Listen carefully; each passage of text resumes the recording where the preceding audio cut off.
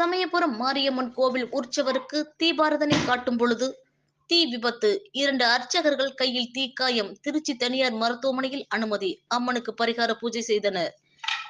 சக்தி ஸ்தலங்களில் பிரசித்தி பெற்ற சமயபுரம் மாரியம்மன் கோவில் உற்சவர் மாரியம்மனுக்கு குரு மற்றும் நாகநாதன் 2 அர்ச்சகர்கள் காலை பூஜை செய்து தீபாரதனை காட்டும் பொழுது எதிர்பாராத விதமாக இருவரது கையிலும் தீப்பட்டது.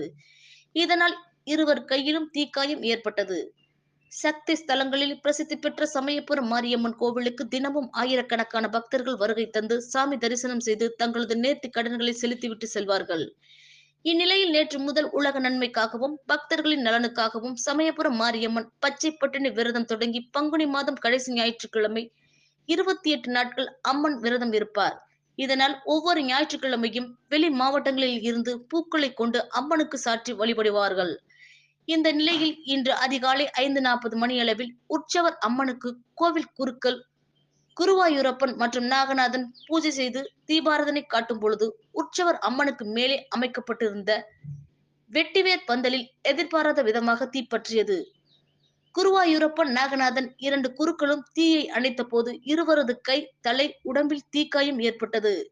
இதில் 2 அர்ச்சகர்களுக்கும் சமயபுரம் அடுத்த இருங்கலூர் உள்ள தனியார் மருத்துவக் கல்லூரியில் சிகிச்சை அனுமதித்தனர்.